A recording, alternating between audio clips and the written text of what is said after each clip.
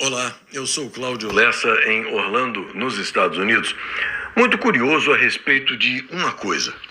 Quando é que será mesmo a acareação de Daniel Vorcaro com a mulher do satânico psicopata golpista para que seja definitivamente explicado esse mega contrato de lobby no valor de 129 milhões de reais?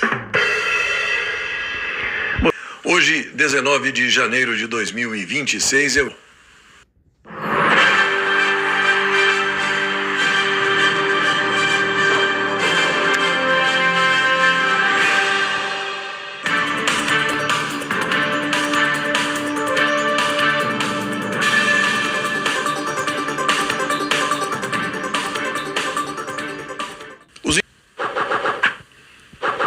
Na Gazeta do Povo, a informação de que o deputado mineiro Nicolas Ferreira deu início a uma caminhata de 240 quilômetros para protestar contra as decisões do Sindicato do Crime Organizado e do desgoverno Petralha de ocupação. E no Space Liberdade, a notícia de que o meliante togado, considerado incrivelmente crente do pé quente, concedeu prisão domiciliar a um investigado na fraude do INSS. Com mais essa, fica claro que ele é cúmplice dos outros 10 na crueldade praticada contra o presidente Jair Highlander Bolsonaro. A cada dia que passa, a situação vai ficando mais insustentável para o estagiário amigo do amigo de meu pai, agora mais conhecido como Bubina, pelo fato de estar enrolado até as orelhas no caso do Banco Master. Nos jornais e nas redes sociais, a pressão é uma só. O Bubina estaria obrigado a se afastar do caso, uma vez que os irmãos dele e um cunhado fazem parte do esquema. A Marina Helena lembra que os desdobramentos são gravíssimos. O Bubina não só ficou com as provas da busca e apreensão, como afastou a Polícia Federal e nomeou a dedo os próprios peritos. Isso depois de levar o processo ao Sindicato do Crime Organizado, viajar com advogado, impor sigilo e, por fim, ter os parentes citados. Segundo o Rodrigo Marcial, este homem da foto aí ao meu lado, assusta o Bubina, o amigo do amigo de meu pai. Silvano Gertzel, ex-CEO da REAG, tornou-se o principal temor dos envolvidos no maior escândalo financeiro do Fazendão. Desde que deixou o cargo em 2025, durante a Operação Carbono Oculto, Gertzel desapareceu, não constituiu advogados e cortou o contato com antigos sócios. A ausência dele, somada à precisão cirúrgica das recentes ações da Polícia Federal e do Banco Central, alimenta a suspeita de que ele seja o delator por trás das investigações. O pânico entre os investigados cresceu após a liquidação da REAG em 2026, que revelou conexões explosivas. Dados do sistema da gestora expuseram que Fabiano Zettel, ligado ao ex-banqueiro Daniel Vorcaro, pagou 20 milhões de reais aos irmãos do Bubina, o estagiário amigo do amigo de meu pai, por uma fatia no resort Taiaiá, avaliada em apenas 6 milhões e 600 mil reais. Com 30 anos de experiência e conhecimento profundo dos bastidores da REAG e do Banco Master, a provável colaboração de Gertzel representa uma ameaça direta à cúpula política e financeira do Fazendão. Para os envolvidos, o ex-executivo detém o mapa detalhado de operações que muitos prefeririam manter enterradas. E por falar nessa encrenca de Banco Master, o Júlio Schneider diz que existem algumas conexões que precisam ser explicadas. O banqueiro português Humberto Coelho, fundador do BTA Finance, que tem sede em Dubai, aparece como um dos principais elos no escândalo envolvendo o Banco Master. E agora vem a pergunta inevitável. Por que o satânico psicopata golpista esteve em Dubai com a mulher dele, advogada de Daniel Vorcaro, no meio desse cenário? Foi coincidência Ou é mais uma peça do quebra-cabeça? Leão XIV baixou levemente os olhos, como quem escolhe cada palavra com extremo cuidado, e então anunciou: "E agora desejo enviar um recado especial a um filho do meu coração que neste momento enfrenta dias de grande dificuldade, Jair Messias Bolsonaro." A praça reagiu com surpresa. Jornalistas levantaram as câmeras. O mundo parou. "Filho, onde estiver, saiba que Deus não abandona aqueles que confiam na sua mão. Existem períodos na vida em que somos chamados não para lutar, mas para entregar. Entregar o coração, entregar o medo, entregar a ansiedade. Sei que este momento parece nebuloso, mas lembre-se, nas horas mais difíceis é que a fé encontra terreno fértil." A multidão escutava sem piscar. "Confie, Bolsonaro, entregue tudo nas mãos do Senhor. O que agora parece tempestade, amanhã pode ser bonança. O que parece confusão, amanhã pode ser clareza. E o que hoje é silêncio, amanhã pode se transformar na sua maior vitória espiritual." Um dos espetáculos midiáticos mais grotescos da história da imprensa brasileira é a afetação exibida por militantes de redação nos últimos dias diante do colapso da justiça. Um colapso em que autoridades disputam quem aprofunda mais a degeneração institucional ao proteger explicitamente promotores de esquemas corruptos com os quais mantêm relações promíscuas. Ora, esses militantes de redação apoiaram a anulação da Lava Jato e a descondenação dos envolvidos no maior escândalo da história, ao mesmo tempo em que, com entusiasmo, ajudaram a reabilitar politicamente e a conduzir de volta ao poder um de seus líderes, que havia sido condenado e preso. Paralelamente, justificaram e aplaudiram a criminalização de opositores por meio de censura e de perseguição judicial implacável, viabilizadas pela subversão de garantias constitucionais.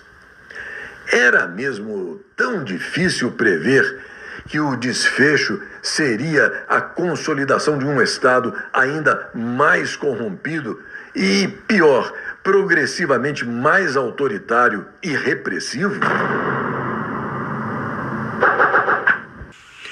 Na Gazeta do Povo, a informação de que o maior ladrão da história do Brasil não vai ao Fórum de Davos e resolveu mandar a ministra da Gestão como representante. A verdade sobre o acordo União Europeia-Mercosul. O governo Lula quer os louros de uma vitória que tentaram sabotar no passado. É a tática de sempre: herdar o sucesso alheio e mudar a embalagem para a militância aplaudir. O acordo com a Europa finalmente saiu, mas cuidado com o discurso. O governo atual quer a paternidade, mas a história mostra que eles são apenas oportunistas de última hora. Quem tirou esse acordo do mofo de 20 anos foi o governo Bolsonaro. Em 2019, a equipe de Paulo Guedes e Tereza Cristina fechou as bases técnicas que estão sendo assinadas agora. O trabalho passado foi feito com foco em liberdade econômica, não em palanque. Na época, Macron usou a pauta ambiental como desculpa para travar tudo. A verdade é que ele nunca se preocupou com a Amazônia, mas sim em proteger o agricultor francês da eficiência imbatível do agro brasileiro. Agora, o governo Lula aceita termos que podem engessar a nossa produção só pela foto oficial. A Europa impôs gatilho automático. Se nossas exportações crescerem mais de 8% ao ano, eles podem reintroduzir as tarifas. Na prática, estamos limitados a um crescimento pífio, perto do que a Europa pode crescer vendendo seus produtos no Mercosul. O Brasil avança apesar da ideologia, mas o mérito é de quem abriu o mercado em 2019 e não de quem vive de propaganda em 2026. Em uma descoberta que pode revolucionar o tratamento do câncer, cientistas descobriram que o veneno de abelhas melíferas pode destruir 100% das células agressivas do câncer de mama em menos de 60 minutos. O segredo está em um composto poderoso chamado melitina, presente no veneno de abelhas melíferas, mas ausente no veneno de abelhas mamangavas. Os pesquisadores testaram o veneno em diferentes tipos de células de câncer de mama em placas de laboratório e descobriram que a melitina age como uma arma de precisão. Ela perfura as membranas das células cancerígenas, fazendo com que elas morram rapidamente. O mais promissor é que a melitina deixa as células saudáveis praticamente intactas, o que sugere que ela poderia ser usada em tratamentos com muito menos efeitos colaterais do que a quimioterapia ou a radioterapia. A melitina se mostrou especialmente eficaz contra o câncer de mama triplo negativo e o câncer de mama enriquecido com HER2, dois dos tipos de câncer mais difíceis de tratar. Essa descoberta abre novas portas para o desenvolvimento de terapias contra o câncer mais seguras e direcionadas, utilizando compostos naturais.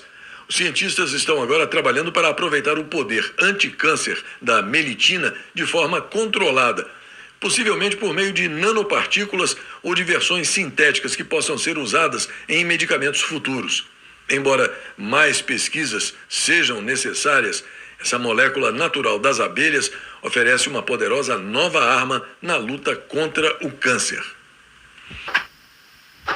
O presidente de El Salvador, Nayib Bukele, falou hoje na Assembleia Geral da ONU e, segundo o portal Conservatism and Elegance, deu uma lição ao mundo, afirmando que alguns dizem que milhares foram presos, mas milhões foram libertados. Agora são as pessoas boas que vivem livres, sem medo, com suas liberdades e direitos humanos respeitados. Na Gazeta Brasil, a notícia de que subiu para 48 o número de mortos em uma colisão de trens de alta velocidade na Espanha e que, no choque, os corpos foram arremessados a centenas de metros. A Gazeta do Povo informa que Portugal vai ter um segundo turno depois de 40 anos com a participação de André Ventura, fundador do Chega, que sempre chama o atual ocupante do Planalto, quem quer que seja ele, de ladrão. O jornalista espanhol Albert Castellón publicou um trecho de um vídeo dele nas mídias sociais destacando o acesso que ele teve às denúncias do venezuelano Hugo Carvajal, conhecido como El Pollo, que está preso aqui nos Estados Unidos e está cooperando com as autoridades norte-americanas. O vídeo está em espanhol, mas ele fala muito pausadamente e por isso a narrativa é muito compreensível. Atenção para o que ele fala sobre o maior ladrão da história do Brasil. Ele foi o maior beneficiário do dinheiro criminoso venezuelano. Hemos tenido acceso a la declaración de Hugo Carvajal, la están viendo ante la Corte de Estados Unidos. Y la mayoría de políticos, no solo en Hispanoamérica, en Europa, se han dejado comprar. Hoy vamos a darles los nombres y las cifras por las que se vendieron algunos de estos altos cargos. Castellón Confidencial. Les voy a leer la lista de El Mayo Zambada y algunos datos más que nos han aportado fuentes cercanas a la investigación. Empezamos por Chile. Michelle Bachelet, expresidenta de Chile, casi 14 millones de dólares. Lula da Silva, actual presidente en Brasil, es la mayor de todas las cifras que están apuntadas. Según El Mayo Zambada, 1 billón con B de dólares le han hecho llegar a Lula da Silva del dinero del narco. Evo Morales, que sigue queriendo presentarse a las elecciones aunque no hay quien le aguante. 420 millones de dólares del dinero del narco. La familia Kirchner en Argentina. El fallecido Néstor Kirchner recibió, según esta confesión, 72 millones de dólares y Cristina Fernández de Kirchner, que sigue, como saben, detenida en su casa sin poder salir, 311 millones de dólares. No hay arresto domiciliario más millonario que ese. Seguimos.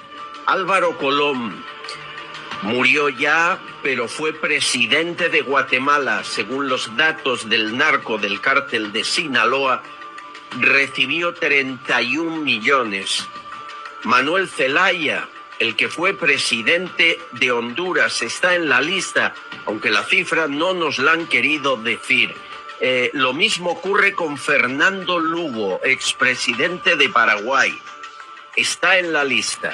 Y también Ollanta Humala, de Perú, expresidente peruano.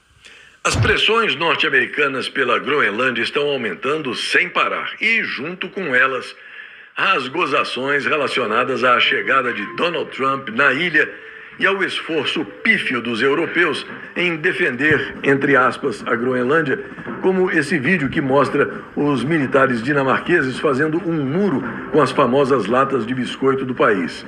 Outro vídeo bem-humorado mostra Donald Trump e o secretário de Estado Marco Rubio observando os esforços de alemães e franceses para defender a Groenlândia. A Cissa Bailey conta que a Alemanha tinha enviado 15 soldados para ajudar tropas de outros países da União Europeia a proteger a Groenlândia.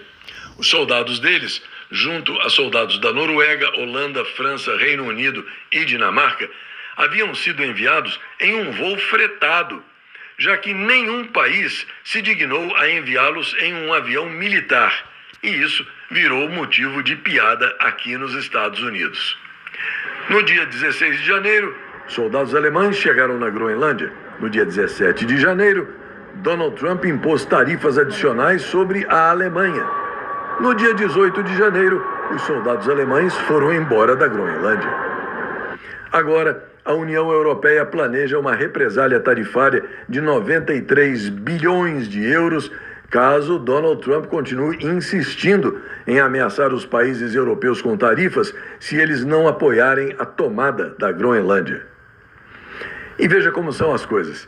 Enquanto a Dinamarca e até mesmo a própria Groenlândia resiste à iniciativa norte-americana, uma província canadense, Alberta, luta para declarar independência e possivelmente se tornar o 51º estado norte-americano.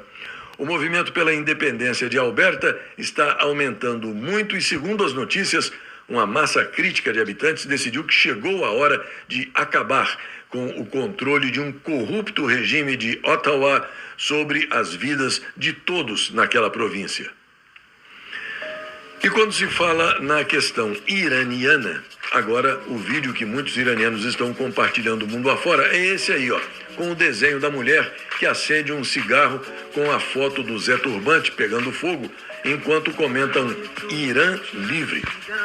Ao mesmo tempo, a Gazeta Brasil informa que os canais de TV estatal do Irã foram hackeados e transmitiram uma mensagem do ex-príncipe herdeiro Reza Pahlavi. E mais uma coisinha. Apesar de tudo o que tem sido feito no Fazendão por psicopatas criminosos, a verdade é que prender um inocente não o torna criminoso. Da mesma forma que soltar um criminoso não o torna inocente. Até a próxima.